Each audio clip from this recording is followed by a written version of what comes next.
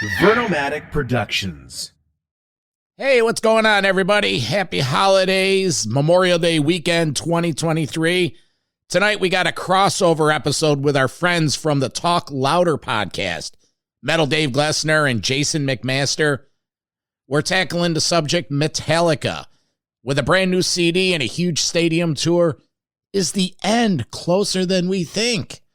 We're going to tackle those subjects and talk about the hugeness that is Metallica. But let's remember what this weekend is really about. Those that have served for our country, lost their lives, have long-term disabilities, and families affected by the gruesome reality of war. So enjoy this episode. If you see a veteran, tip your hat, shake their hand. Just be cool to your fellow citizens. That's what this is all about. So let's get into this. Another special edition of Rock and Roll Detention. I'm the Vernomatic. This is Metal Mayhem ROC. Ah, look. You're back in detention. Got it. But this time, you won't be throwing pencils up into the ceiling tiles the entire time. Don't mess with the bull, young man. You'll get the horn. Your proctors expect you to be on your worst behavior as they give you remedial instruction in the history of hard rock and metal. You're going to school? Hey, settle down. Here's Vernomatic and Metal Walt with your Rock and Roll Detention, a proud member of the Pantheon podcast team. As we keep our promise of a Rock and Roll Detention episode, today, we have the guys from the Talk Louder podcast here, and the subject today, we're talking louder about the current state of Metallica, the release of 72 seasons, the type of tour they're doing, and is the end of Metallica closer than we think? From the Talk Louder podcast, let's welcome Jason McMaster and Metal Dave Glessner. Hey, guys, how are you? Good, man. How are you? Good. We're doing well. As always, like to reintroduce my co-host, Metal Walt from New Jersey. What's up, guys? Nice to see you again. Hey, Walt. Hanging here in Jersey, right in the middle. It's where the action is. So today, May 9th, 2023. Let's rewind to May 9th, 1989. We had a release of Dangerous Toys' debut album. That's right. Yeah. That's right. Now, there you go. Look at this bad boy. That's a beauty, isn't it? Jason McMaster, get any reflections on this album as the lead singer of the band? Does it seem like 35 years ago or 36 or whatever? Well, there was a bit of a circle jerk texting going on with me and my bandmates that we all still get along and we're all still in the band. So that's great. I think it was Scott that initiated it. He said, "Happy 34th anniversary, fellas." And I think it was Mike, bassist Mike Watson, chimed in. He goes, "Feels like it was yesterday." So I don't know about that, but I like his positive attitude on aging. I think that the record holds up. There's a lot of fanfare on social media currently all day long today, and people just chiming in, and it's all very, very positive. So that's fantastic. Well, it had a lot of great material on that. The radio hit "Sportin' a Woody." That came out of nowhere. Songs like "Bones in the Gutter," "Teasin' and Pleasin'," that deep cut "Outlaw." That's all good stuff. It's the soundtrack of our youth. So, again, happy birthday, Dangerous Toys, and congratulations. That photo that you guys are looking at on the back of that Dangerous Toys album cover, when we were at Rock and Pod Expo in Nashville, Tennessee, the photographer Mark Weiss was there, and he was on our show. And he actually took that photo, so we had a great time reminiscing about that day, that photo shoot. So it was great getting his story on the image you see there, and of course the front cover is classic. So happy 34th, Jason and the guys from Dangerous Toys. It's a great record, and it does still hold up. And my vote for my favorite song is "Queen of the Nile." That's a good one. Yeah, that album went gold, guys. That album was certified gold, and Jason was kind enough to get me a framed gold copy of it. It's hanging out in my living room. And Yeah, I think Jason is my only friend that has a gold album out. I think. I could be wrong there. That's awesome. But it's hanging proudly in my living room.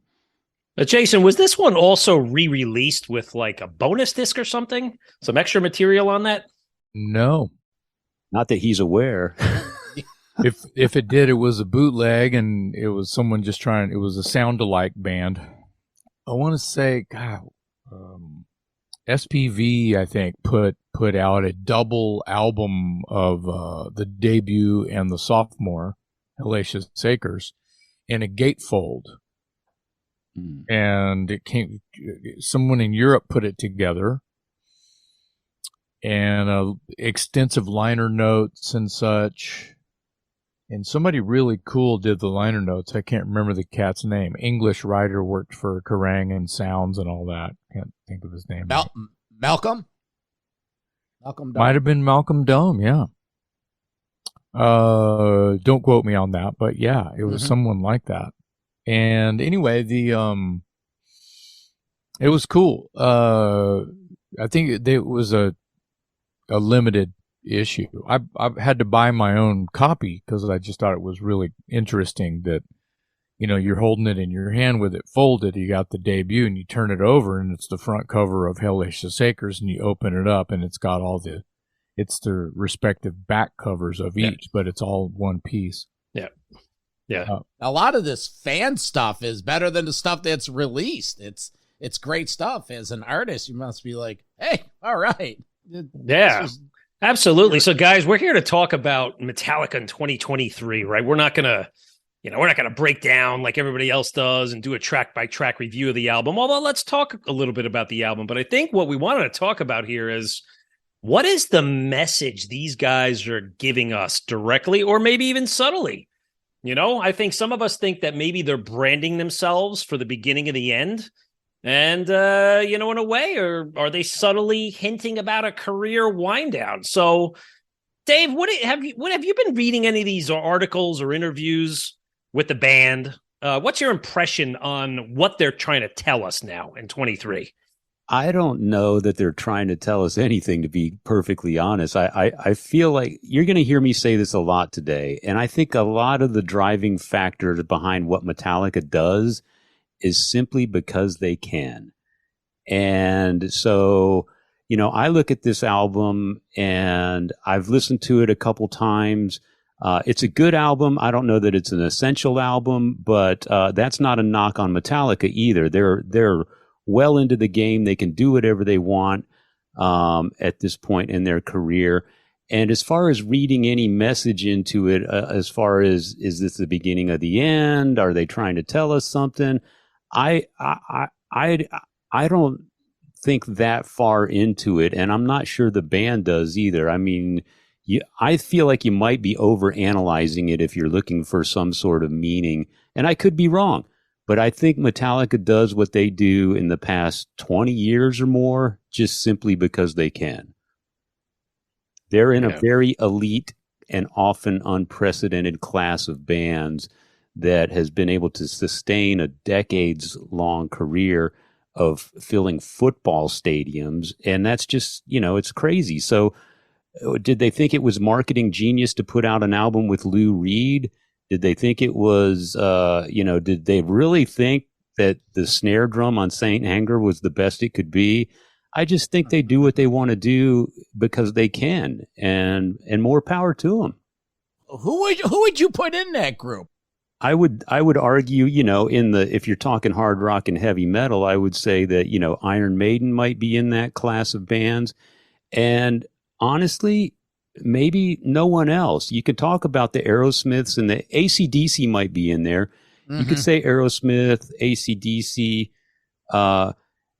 Kiss is still going, but can they play football stadiums all around the world? They might play them. Do they sell them out? I guess not. You're throwing the Rolling Stones. It's a Rolling Stones story.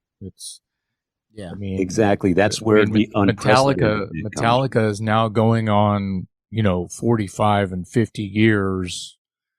Just like you can say that easily about Aerosmith, of course, and Rolling Stones is where I'm going with it. Now, I'm with you. I think they are in such an elite class. The Rolling Stones have been able to do whatever the hell they want forever. So I think that Metallica has reached that status, Led Zeppelin status, but Led Zeppelin broke up when the getting was good and the Rolling Stones didn't, and they just continued, and they've been a brand, for 35, 40 years. They've been a brand almost the whole time. Once they, the 80s came around, they turned into a brand for sure. Yeah, I would agree with Jason. I think Metallica is in that class, in that rare air where there's the Rolling Stones and maybe no one else. Maybe Iron Maiden right there at their heels. But other than that, if you're talking hard rock and heavy metal, I don't think there's another band in their class. And I think too, though, they're it's the mystique around the branding, right? Like these other bands do, right? They're not, let's be honest, they're not as accessible as they were, right? You're not seeing them out doing 2, 3, 4 legs around the States for 2 or 3 year periods, right? You're lucky. Like, look where we are, right? Just like the Stones. They don't pick have a city. You guys are in the Midwest or South. I'm up in the Northeast. If you don't catch them in Giant Stadium in August, you're not going to see them again unless you travel somewhere for a destination. That keeps the novelty around, the mystique. And I would argue again, they do that because they can. Let's be honest, even though they're touring in the greatest of comfort, do guys their age really want to live on a bus and out of a hotel? I mean, or would you just as soon, if you're James Hetfield, you go live on your ranch out in Marin County or whatever and enjoy the great outdoors. Colorado. Or is he in Colorado now? He's been wherever in Colorado he is, a long time. Wherever he is, he's got a great deal of peace and quiet, I'm sure. And so do you want to tour every 2 or 3 years, or do you want to take 5, 6, 7 years off and do this at your leisure? And I think, again, they do it because they can. They do it at their leisure. And I think it makes it exciting for the band, and it certainly builds anticipation with the audience, which is why you have this massive tour that's coming out, and they can do multiple dates and they'll sell the tickets, We're all big Metallica fans, but I'm a big Lars fan, and I listen to what he has to say. It all started with the Saint Anger era. They started the rule 2 weeks the most on the road, and then they're off for 2 weeks. And the reason I started thinking that, hey, they're planting these seeds is just like Walt said, the shrinking of the tour the last few years. Now, about 10 years ago, they said they don't play more than 50 dates a year. And then Lars was saying, dropping these hints, we got about another 10 years in this. And it just made me start thinking, look at this new tour. They're doing no repeat weekends. And it's almost like you have to go see them. They're not coming to your town anymore. It's just another way of Metallica, like you said, Dave, doing whatever the hell they want. But they always break ground. They always do it their way. They always do it's like innovative. Did you guys happen to see the first no repeat weekend, the Amsterdam reviews and the set lists? 32 different songs. Yeah. I mean, who does that? Well, I think you bring up a good point. They do kind of do whatever they want, but you're right in the sense that they're also smart enough to realize they have to market it with a twist, because even if they only did this every 5 years and it was the same thing over and over every 5 years, ticket prices are doing nothing but getting more expensive. So you kind of do have to add a twist to it. And I think the no repeat thing, I think the alternating opening acts thing is sort of this incentive to make you go, okay, maybe I did see the last tour however many years ago it was, but they're doing something new and different this time. It makes it exciting again. It makes you interested in going. And I think, again, it makes it interesting for the band. It's probably a lot of work to rehearse and have all those songs ready to go. But you're Metallica. You rent out the nicest rehearsal space. You work at it for 6 months or whatever, and you go knock it out, I'm going to interrupt. I agree wholeheartedly with what David's doing, but this is where the nerd in me comes in. So they own their own they own like 5-city block, I don't know how big it is, warehouses, and that's where they live and rehearse and record their records and write songs with Greg Fiddleman, and that's an important part of their sanity. Yeah. The way that they're doing everything, that we are all chiming in here as to why, and then there's some kind of answer from some of us in this room today, is for health reasons, because they've already saturated, they've already conquered.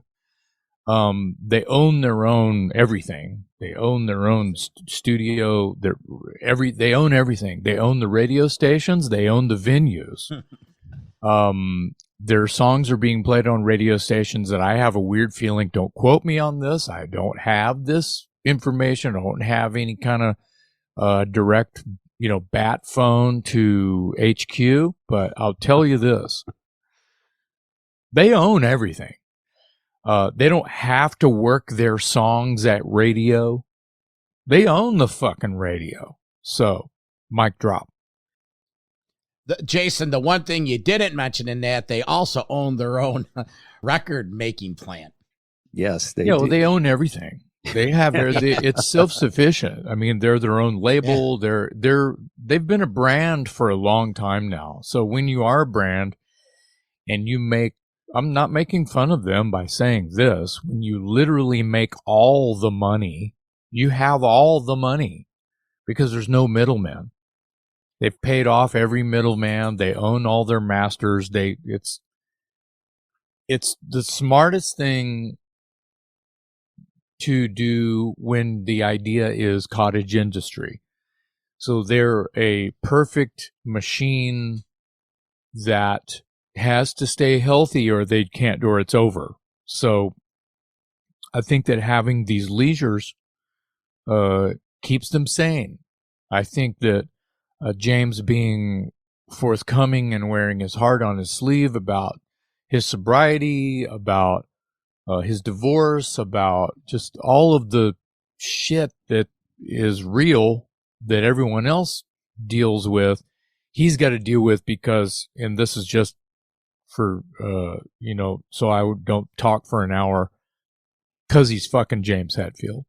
Mm-hmm. And I think you're right, Jason. It's perfect. And this whole aura about them, they set themselves up subtly where they're working it for themselves, right? They got the pauses in between shows. They don't have to burn themselves out. Even think about a luxury of a day off in between a show in New York City or Chicago, right? And I always say I took a picture of this artwork, right? Because I like the CD, I bought it. But you know what? Look at the guys. Look at the forced images here, right? But this is these guys in 2023. You know what? Yeah, it's a little bit of acting here, but they look tired. They worn out. It shows a band that's been around for 40-something years. Right there. Look at James. He's looking us in the eyes. Jason and I were actually just talking about this the other day, and we were talking specifically about these photos. And, again, I think that, Jason kept using the phrase, they're not trying to hide anything, and I'll let him chime in here. But I love the fact that you can see every little scar and pit in their face. You can see every little blemish. You can see every little gray whisker. There's a great level of detail here, and I like that it's black and white. And again, they are not afraid to just be themselves and show who they are. They're not 25 years old anymore. Right. The whole world knows it, and they might as well own it, and they do. And I think that's really cool. Yeah, and even their charitable things, like, certain things that come up through the years, right? They're expanding their charities, the mental health aspect. And I think I just saw one recently. I think they're also embracing the whole having a sign language interpreter coming at the shows now too, which is a trend you're starting to see. So I think this is their way of almost giving back now to the community. Maybe as a friend of mine, Vinyl Vince from New Jersey said, is it their guilt that's coming out years later of all the partying years that now they're saying we're going to be a little more mature, responsible because we've worn this on our sleeve. We've owned it. We've been to hell and back. And now it's our time to acknowledge and put it out there that we are real people. Yeah. I think again, when you achieve what they've achieved, I mean, there's money just spilling out of their ears when they walk down the streets. Why not do something good with it? Why not contribute to some charities or whatever? They've done a really great job with the whole food bank thing in the cities where they tour. I can't remember exactly what their organization is called. But you see that at the end of the tours or when they leave a city, they bring in hundreds of thousands of dollars in food donations that go to homeless shelters and food banks and things like that. And, I think, these guys are metalheads at the root of it all. They came up, through in heavy metal circles. I'm not saying that they necessarily came up the hard way. I know Lars had a pretty decent life. James might have been, had things a little tougher. But my point is, when you're a heavy metal kid in high school, your circle of friends, there's probably some people that had a rough go in life. You're exposed to that if you're in that realm of people.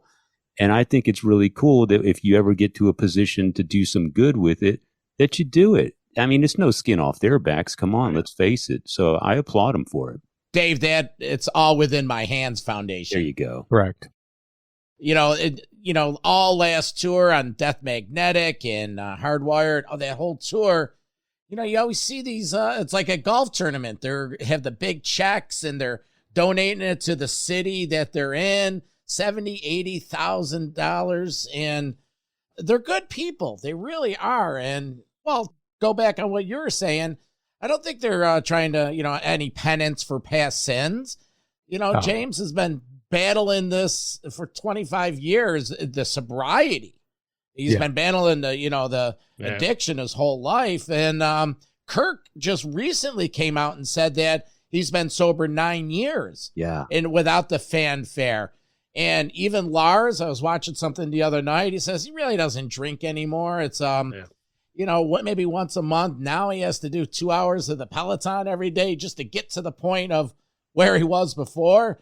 And Rob, I think it's just in his genes. The guy looks great, and these guys are like close to 60. But we did our history of heavy metal series 1993 last week, guys, and we pulled out the Live Binge and Purge box set, and we were talking about that. And that's not that long ago, 30 years ago. But you think about how groundbreaking that packaging and the concept was at that time, right? Multiple CDs, tracks from Mexico City, VHS tapes from a couple of different cities around the U.S., but just even the title, like you wouldn't get away with that in 2023. And I don't think the band would be comfortable naming something like that anymore, right? So it just tells you sort of their growth and that who they are now at 60-year-old something guys. That's a great point, I think. Yeah. I buy that. I mean, at the end of the day, they're human beings and they're mature, they're grown middle-aged men at this point. I mean, all of us have to come to terms with that at some point. And at least if you're smart, but I agree. I mean, we don't have to look too far back into the past to see things that would just make us cringe today, and some of that is society or the society that surrounds us. And some of it is in between our own ears. We're just grown men with a broader sense of what's acceptable, not acceptable, that sort of thing. The Binge and Purge, the Day in a Life of, and the Binge and Purge, and those projects that they did, those were massive undertakings because of the years of touring they did. All right, we're going on tour for 3 years or something crazy like that. So, recording a few of the concerts and throwing some CDs and some VHS tapes, and now it's on DVD, of course, and now it's all digital. You can buy, I'm sure, from their websites and such. It was the undertaking because they were still saying fuck it back then. I can see Lars coming in going, all right, you guys ready? We're going on tour forever. Yeah. All the guys were like, fuck it, let's go. Hand me the bottle. I don't ever want to say Metallica is tired. I think the haters would say that. I would never say that. I'm too big of a fan and have a lot of respect for all of them. Past and present. Jason, Even Dave Mustaine. It's a small club. The members who have past and current, it's a small club, still a very small club. And just where Metallica has been invited by the world to just be Metallica, that's where they are now on this new record. I don't really know what to think as I stare at this black and yellow striper color theme here. But it doesn't really, thank you. It doesn't really bother me, but it's the first thing I think of because I'm just a rock nerd. But I don't really understand. I'm just being completely straight with you guys. If I look at the song titles, I don't know if I've heard. Yeah, I've heard Screaming Suicide. I've heard Lux Eterna. And I've heard If Darkness Had a Sun. And honestly, fellas, that's it. That's all. Those are the only tunes I've heard off this record. So if you need me to quietly leave the room, I will. But just being straight with you.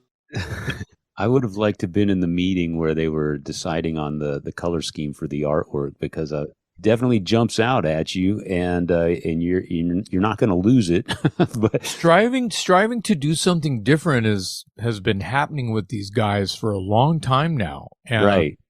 I go back again to they do it because they can. And yeah, I listened to the record, and if you go back to that track listing, I thought it started off pretty strong. I like the first three songs. The title track may be my favorite, and then Shadows Follow, Screaming Suicide, all good stuff.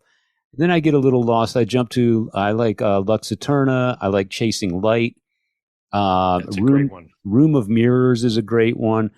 So to me, it's like it's kind of a mix of sort of their earlier thrash stuff mixed in with a lot of kind of what I hear echoes of like the Black Album, where they kind of got away from being thrash all the time and started mixing in just some heavy, hard rock, heavy metal, if you will. But not every song is thrashing. And so I think they mixed it up well, and they're having some fun with it because the thrashing stuff is still pretty thrashing. I'll say that. 72 Seasons and Room of Mirrors, there's some good stuff in there. There's a lot of good stuff on there, and I don't know how familiar you guys are with Hardwired, but I've dissected this. This has been in my CD player in my truck for 3 weeks, and the only thing I could tell you, Jason, if you haven't listened to it yet, and Dave, you've listened to it a couple times, just keep listening to it continuously, and you will start, oh, that's a riff. Oh, and then you start hearing stuff like, hey, that's like Load stuff. Hey, that's something from Magnetic. And that's part of my thinking about this may be their last full-length album. And it covers their entire chapter of their career, because now you're starting to have the first four, and then the next four with the Black and the Loads. And now you got 3 in the last chapter with Magnetic and Hardwired, and now 72 Seasons. In this narrative of the band not, putting out Master of Puppets 2, well, unfortunately, that band ended with the passing of Cliff. There is no ifs, ands, or buts. That's fair. Yeah. There's nothing it could have done. And they're grown men again. And like Jason said earlier, they probably have more to say these days. And some of what they want to say doesn't necessarily align itself to this speedy, thrashy, aggressive, 100 miles an hour all the time kind of stuff. John, what you're talking about, sort of, you hear bits and pieces of various stages of their career. And I think that's a reflection of the guys just growing musically. They kind of stepped out of that thrash zone a while back, and they kind of dip a toe back into it every once in a while. But they've experimented with a lot of different sounds over the years. And if you're, 60 some years old, maybe what you have to say isn't said with speed and aggression anymore. Maybe the message sounds better with something more plodding or something a little more atmospheric or whatever. So I think the whole thing to me is just a natural progression of maturation. And to me, that's just a natural part of living. They just happen to be artists that produce a product that sells a bazillion copies right out of the gate every time. I got to say something. To ahead. me, the concept of 72 seasons, I went, well, what the hell's that mean? And then when they explain it, you're like, now all of a sudden I'm fascinated about a subject matter. Wait, your first 18 years of your life dictate who you are. The 4 seasons of growing up, and then you think about every family, we're all fucked up, we all have problems, and right, you go, holy shit, and I got an 18-year-old son, and I'm like, man, I should let him play this and let him think about the hards, the ups and the downs that James is expressing here. So I think from a conceptual product, this is like a mature thing that you could give it to somebody. I thought of this often. You can give this to somebody that maybe is going through substance abuse issues or mental health, and you could almost say, put yourself in the shoes of this, and maybe you can relate to this. A little fact check, Jason. I was checking something else here. In the CD booklet, there are some additional pictures that are not visible maybe here. There's the burnt guitar, the burnt drums, and it appears to be a pile of burnt LPs. And a pair of burnt sunglasses, which I think Kirk used to wear sunglasses all the time. So more analogies to them as people, right? And the album clocks in at 72 minutes. Don't know if you saw that one. Ah, I did not see that. Yes, if you pop it in your CD player like I have, it comes in at 72 minutes and 15 seconds. Clever. Wow. Yep. Yeah.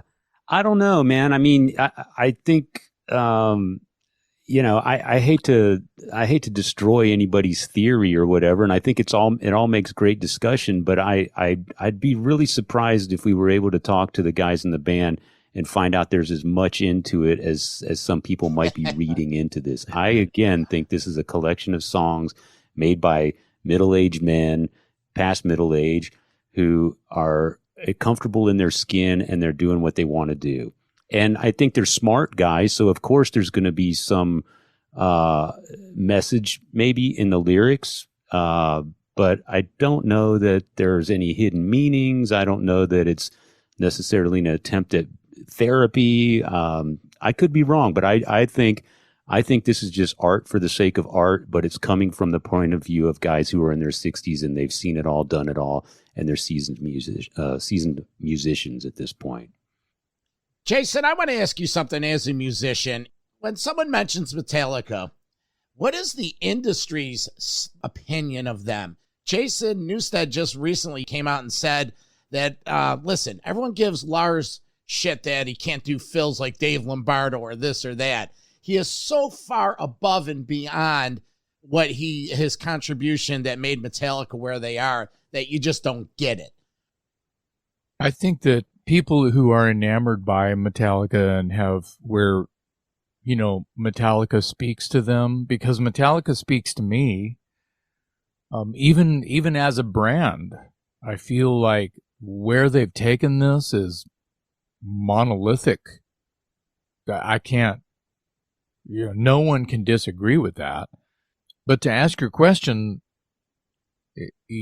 just people who are musicians in bands, they're just regular people with the same problems. But I think that once you're a fan, you are able to stay a fan. So people in the industry can talk good or bad. It doesn't mean that they're up on 72 seasons or even the last 3 records. That would be me. I honestly, I call myself a fan, but even Death Magnetic, I heard it and I was like, that's great, but I don't own it.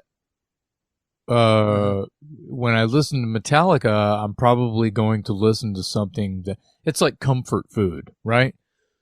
So I'll go to probably Master, right? Just like everybody else, we'll go to Master. If it's Anthrax, it's Among the Living. It's comfort food. It reminds me of a time. It reminds me where they are now. I think the industry knows all of this.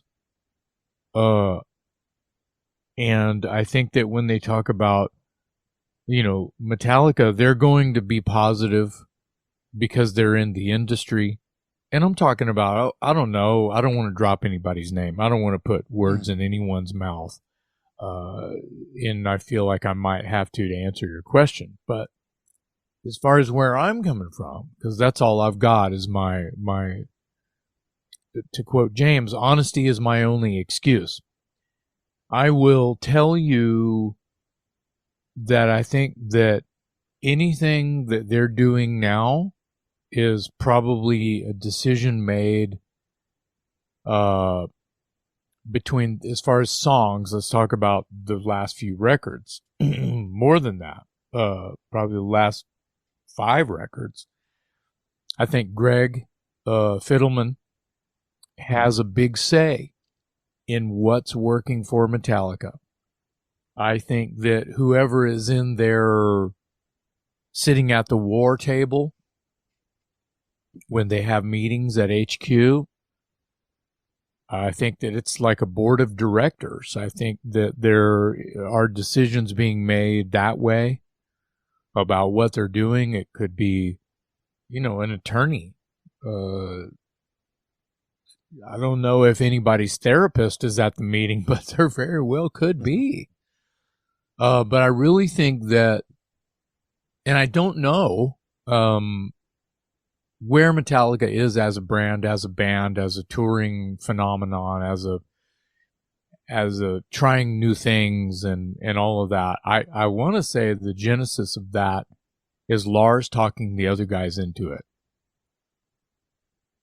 I got a question for one of you guys. Sure. Maybe it's Dave. Going back to the tour. Is this the set list we're going to get? Or are we going to get...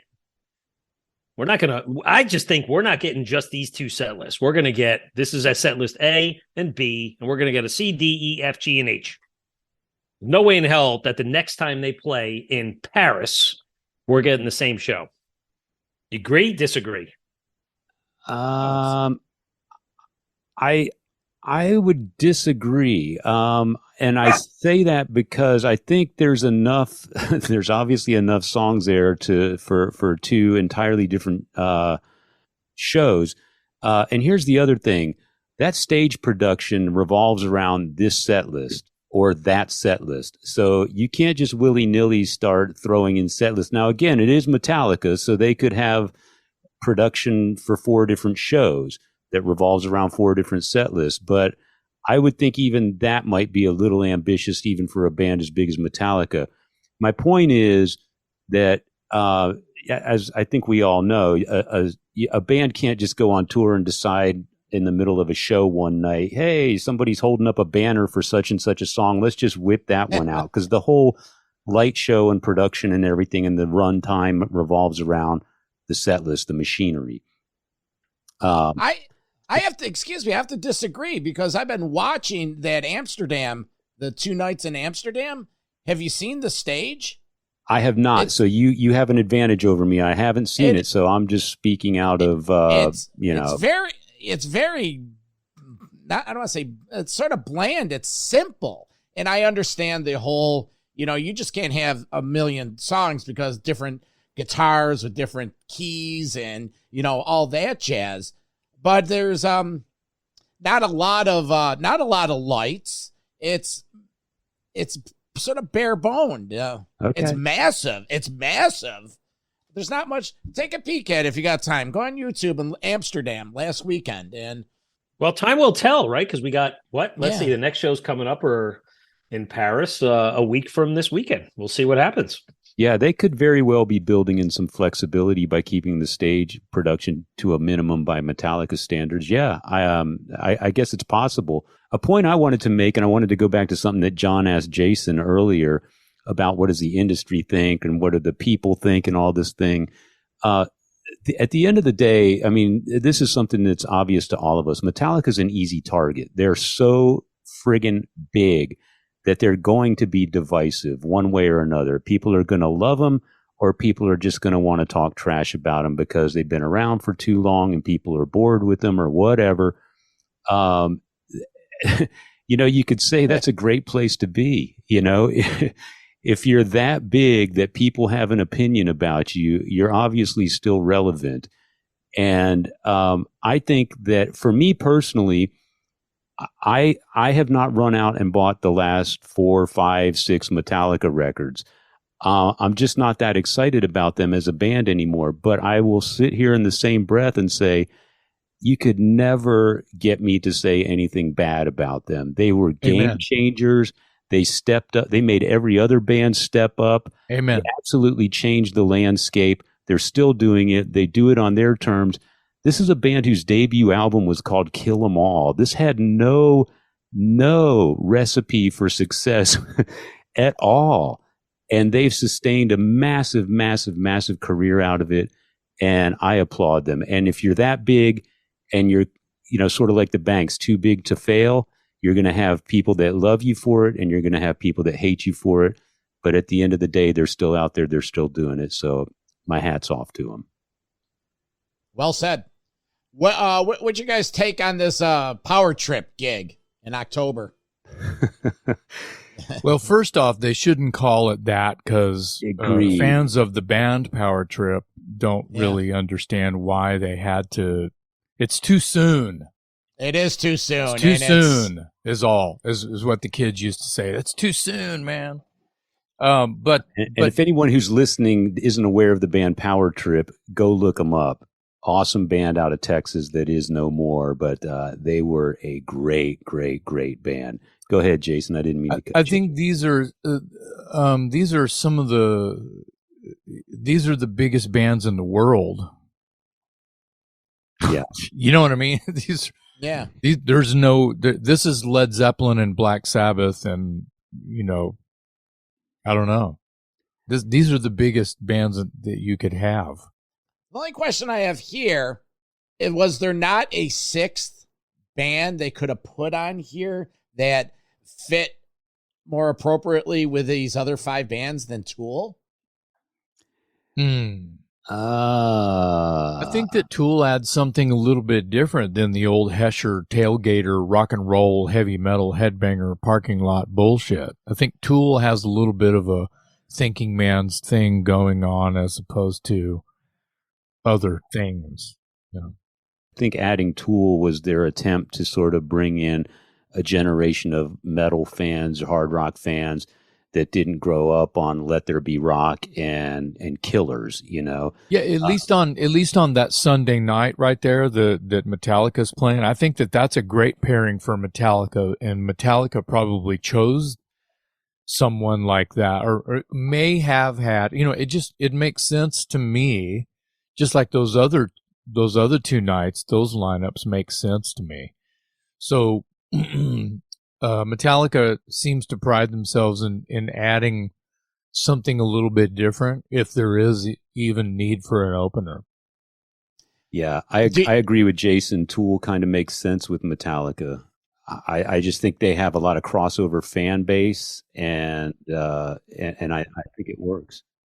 But the question is, was there not a 6th? A Judas Priest? Are they not big enough? I see what you're saying.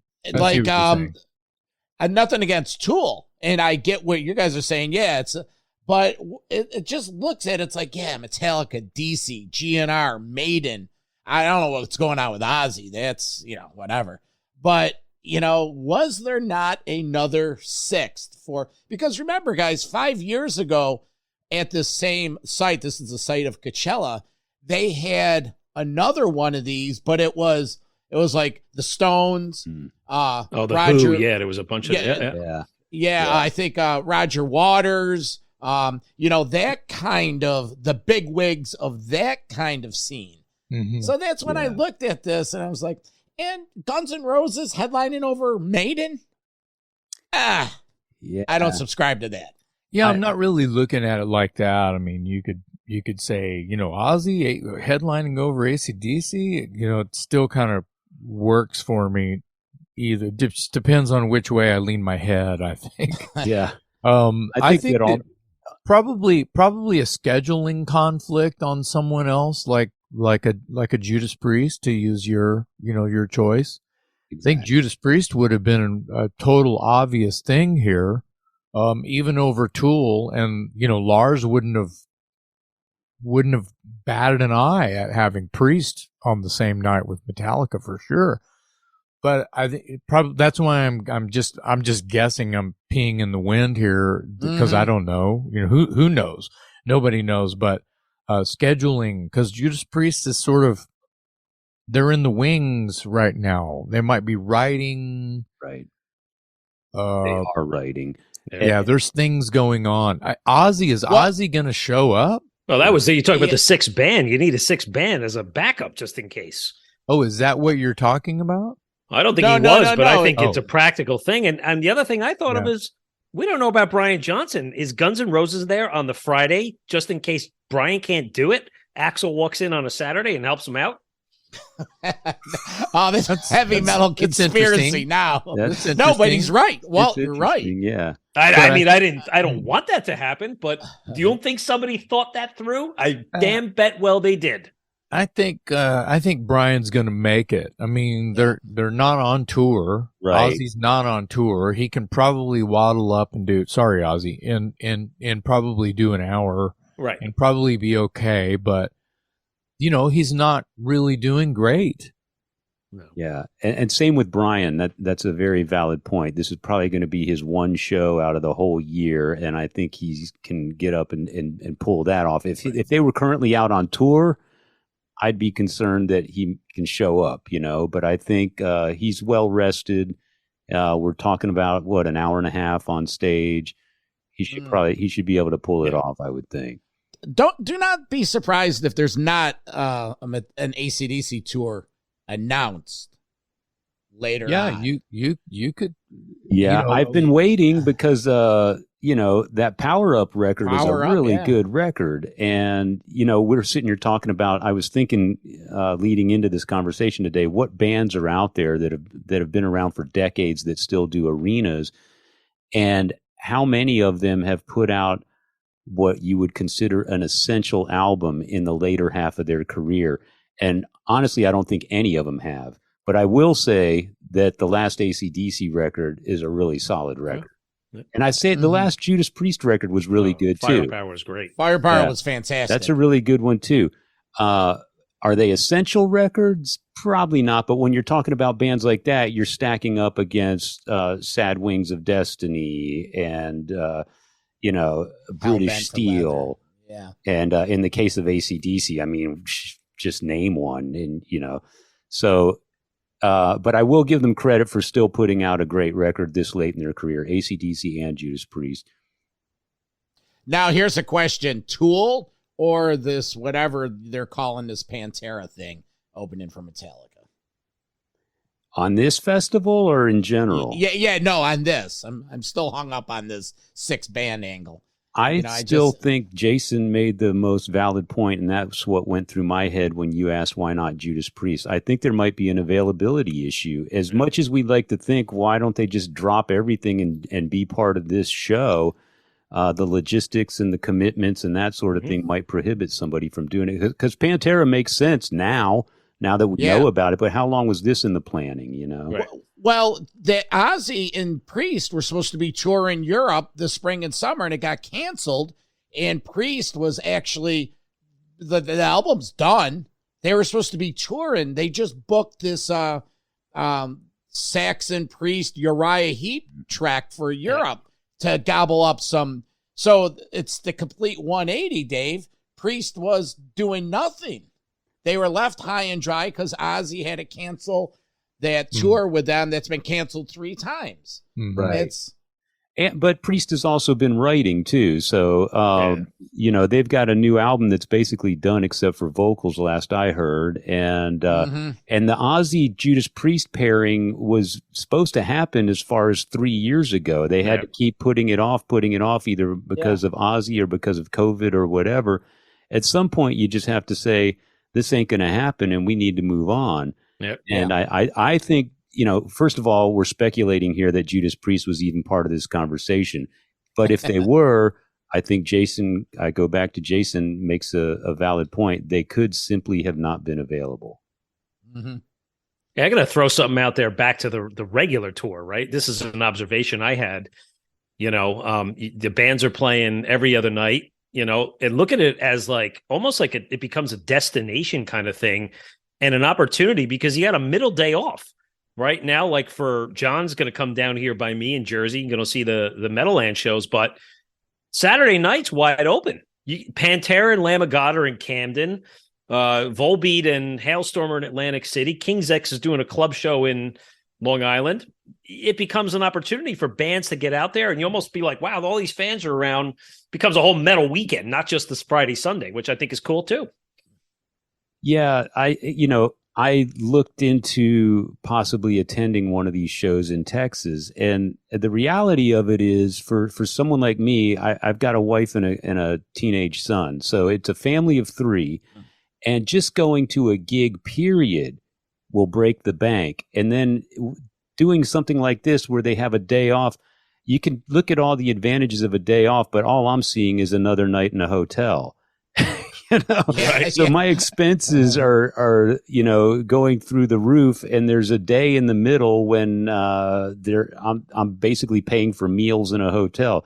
So I see why Metallica does it, because they have the luxury of taking a day off in between gigs, and who wouldn't want that? I can see families making a vacation out of this, sure. I see what you're saying about it gives you an opportunity, if you're another band, to sort of slide in and maybe grab some of that audience. But for me, all I'm thinking is, and I might just be cynical and jaded, but all I can think is, oh my God, that's another night in a hotel room and 3 more meals times a family of 3. I'm going to spend an additional $300-400 on that day off in between. Well, I'm gonna interrupt here and say this is something I was talking about when we first started this meeting here, is that we're talking about the Rolling Stones. I'm sorry, Metallica. Because when you go see the Rolling Stones, there goes your whole paycheck. When you go see whole paycheck. Metallica, whole paycheck. Rolling Stone, whole paycheck. Yeah. Because it's travel, it's meals, it's rooms. Right. You're not going to be gone one night. It's going to you're going to be gone all weekend. You probably have to lose money to go do this, right? Mm. I'm talking from a working musician now. So I can't even think about going to the 10 million in attendance in the round at some football stadium or some soccer field. This is old Jason can't do that anymore. Mainly financially. It'll like just break down a wall in my house and it's like a hurricane hit. I can't do it. Also just an opinion that like this Power Trip gig, I wouldn't be caught dead at it. I sound like a bitter old man or anything. Unless I can sit in a lawn chair next to the lead singer's microphone, I ain't going. Right. Yeah, I can't go. I mean, maybe I'm showing my age. Maybe I've been spoiled a little bit. Maybe a little bit of both. Just saying. But I really think that it's completely badass that this is happening. That we are back to normal and full fucking force, and somebody's got disposable fundage to go to these fucking concerts, because I can't afford it. Yeah, I agree wholeheartedly. I was going to say earlier when we started looking at this bill and talking about this concert, this Power Trip Festival, number one, I can't even begin to think of affording it. And number two, I honestly have no desire to be there. And it's just because I'm old and I need to be comfortable and I don't want to be away from home for that length of time, blah, blah, blah. Thank you, Dave. I can relate. Yes, I'm being the cranky old man here. But I will say this. I'm looking at this lineup and I'm thinking to myself, 16-year-old me would kill to be at this show. So there is a market for it. It's going to be successful. It's just, I'm past it at this point. I've seen all these bands. They were great. I have great memories of them. I'm not going to the all-day package thing that's in another city and it's going to require 3 nights in a hotel and $200 tickets and $12 beers. Nope, ain't doing it. I will interrupt again. I will say, I'm sorry, John. It's like this. Metallica's got a new record out. any of these bands on Power Trip, these other bands, they got new records out? Not new. That's pretty rad. Well, Metallica is poised and set for greatness this year because of this 72 seasons. Yeah, There's no doubt. You can't argue with that because none of those other bands I'm looking at right there has a new record out. Right? New. not brand Now, new. No. As a 16-year-old, let's go around the horn. I saw Metallica in 86. DC I saw in 81. GNR Lies, Maiden 82, Ozzy 82, and I've never seen Tool. So as a 16-year-old Vernomatic, and I think I saw Metallica for the first, it was, $9. Yeah. We all have the same story. It's just my reaction to this, and I told Verno, was, I've been to a bunch of European festivals, and I said, where's the rest of the bands? I swear to God, I said that because I said, okay, these are great headliners, but that's 7:30 to 11. What happens from noon to 6? Where's Anthrax and Megadeth and Volbeat and Hailstorm? Like, are we going to fill this bill up? I was fully expecting it to be like almost like a European style festival. And that was a downer for me. I'm like, well, if I'm going to go, man, I want to see another 10 bands. I want to do exactly what you don't want to do, Dave. But if we're going to push it, we better really fucking push it. And there better be a reason to push it, right? Yeah, that's an interesting point. You do raise a good point, though. You look at a bill like this with these kinds of headliners, and, I'm looking at that Sunday night, Metallica with Tool. You sell this thing as a destination, as an event.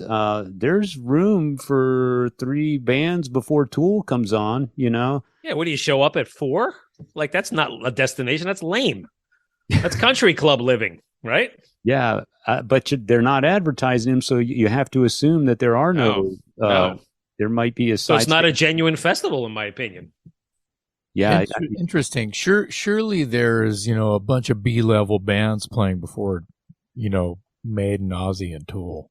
You would think, but nothing's been advertised. If they were names that people recognize, you would think they would advertise them. They might put a lot of like local bands on a stage in the parking lot just to have some entertainment out there. But if you were talking like bands that could do small theaters or even clubs, and they were names that people recognized, I would think they'd advertise those. And I think you're right. I think Verno, you're right. When the Who played with the Stones and Roger Waters, I think it was just those bands. It was like 2 shows a night, and that was it for 3 days. Probably going to be the same. Wow. Yeah. So I'd rather go see Dangerous Toys in Jason's backyard. There you go. Now that one I would go to. I think you should book a show in between these Arlington dates. The best of Jason. Get all your bands together and do a festival in your backyard. Vernon and I will come. We will. I would die after. That's confusing too many people. I've got too many bands, and I would die. It would kill my vocals. Hey, Jason, how come Dirty Looks wasn't on the M3 this weekend? Didn't you get an offer, man? You guys, I don't know. We got an offer last year, 2 weeks before the festival. The money wasn't right, and we just basically weren't available. And it was because a band dropped out that we got the call. And that was last year. This year we got to do the cruise, and we just weren't invited to M3. Were you on the cruise with Wigwam from Norway? They were on the cruise. We John and I had a great interview with what was his name? Trond? He was awesome, man. The guitarist. Trond. What was it? I forget his name, John. What was it? I think it's Thron, but he has a stage name. Yeah. Wiggly or something? No, it was a Teeny. Teeny. I didn't want to really tell him what in America teeny means. I just said, I guess you're a big guy, huh? What? Oh, Jason, what was the highlight? What was some of the highlight bands that you saw that you're like, oh, they kicked ass? You're happy you saw them. Rose Tattoo. Knew he was going to say that first. Angry Anderson? Is he still angry? Yeah. Rose Tattoo. Play any basketball? Saw Junkyard, Rhino Bucket, a little bit of Kicks, DAD. But my top would probably be Rose Tattoo. If I had to pick an order, and this doesn't mean any harm to anybody on the list, it would go like this: Rose Tattoo, DAD, Rhino Bucket, Junkyard. Cool. That was what I did on the cruise. That was I knew that's what I was going to be doing in my downtime on a boat for 5 days. So, but I saw, like I said, I saw a little bit of Kicks. I missed Queensryche, but I saw a couple of great comedy shows. Todd Latore did comedy, didn't he? Yeah, Todd Latore from Queensryche did a comedy set. It was pretty good. And Reb Beach from Winger Whitesnake did a comedy set. It was great. And then it was Florentine and Jameson. Yeah. And this female comic named Courtney, I can't remember her last name, but really funny shit. Really great. Is it Courtney Dodd? Was that the... No, not I think her Dodd. last name is Cronin, like Cronin Dold. Yeah, there you go. Yeah, that's it. Yeah. Hilarious. Well, before we get out of here, what's going on with how are things at Talk Louder? What do you guys got coming up? Any surprise guests? Man, things are busy. They're going well. And I think we're just thrilled week after week with some of the guests that we are, agreeing to be on our show. I don't know when this is going to air, but, just in recent memory, we've had Tracy Guns, Mike Tramp, Nigel Glockler. We had Don Jameson. I'm always really pleased with the guests that we're getting. They're names that people recognize, and they're a lot of fun too. So we had Billy White from Watchtower on the show, and that guy is like a bit of a recluse now, but obviously we have connections. Wink, wink. So Jason brought Billy onto the show, and his episode did really well. People were eager to hear what he's been up to and where he's been, because they have a great deal of respect for him and Watchtower in general. So that was a great one. And yeah, the calendar remains full, and we're going to keep going. And Jason and I have always said we'll do it until it's not fun anymore. And it's been 2.5 years, and we're still going. So, side note: on the way, I drove back from Nashville from Rockin' Pod, and I listened to your interview, the episode with Caton.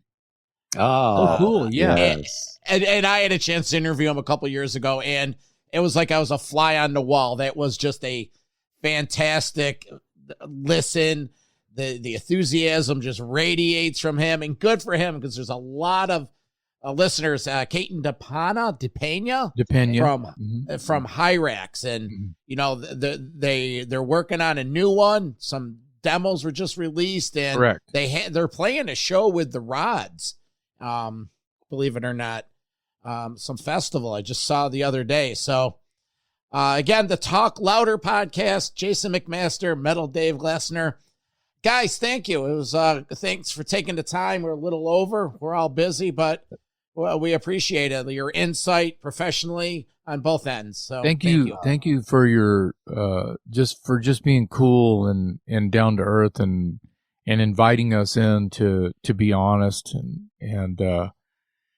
and even a little bit emotional, because Metallica and our topic today, they're very close to my heart. Like Dave was saying, they game changer. I jest, and I'm not. You could insert any band you want here, but it made a lot of people want to throw away their Dokken record when Kill 'Em All came out. Rightfully so. You know what I mean? It's like kids, pimply faced kids were like, I'll never be that cool looking or that pretty or anything. Metallica comes out, and it gave them this is our band. Yeah. And so, if they had a XYZ record, it made them, I don't want, here, you want this? Give it to their baby sister, I agree. And here's a little teaser for the Metal Mayhem ROC podcast. We are located up here in Rochester, New York, and Rochester has a special tie to Metallica. So later on this summer, just keep your eyes out. We got something special for you listeners revolving around the Kill 'Em All anniversary. Wow, nice. July 25th will be 40 years since that album came out. And guys, it was basically 40 years ago right now. They're about 5 miles down the street from where I sit recording Kill 'Em All. Wow. Yeah. Wow. Yeah. Yeah. So, yeah. Game changer, man. Yep. The album and the band. So I think I have a letter from James written on the stationery from that Music America studio. Yeah.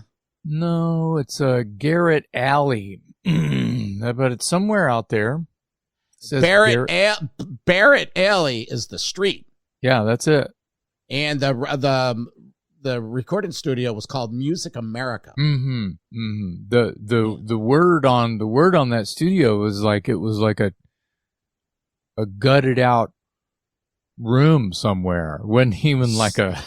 There were studio. spirits, bro, ghosts. Yeah, I don't know. They talk about it. Cymbals spun on their own.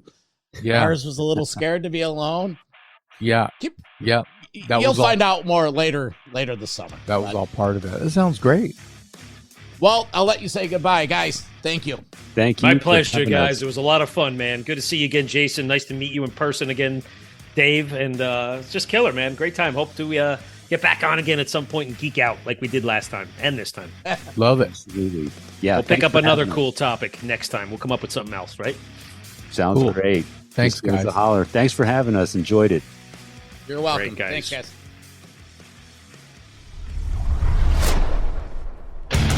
Metal for Life. Thank you for listening to Metal Mayhem ROC. Check out our website at metalmayhemroc.com for information on podcasts, archives, links to all our live radio shows, and all sorts of info. Please like, follow, and share with everyone, even your non-metal friends. And always remember to keep it heavy.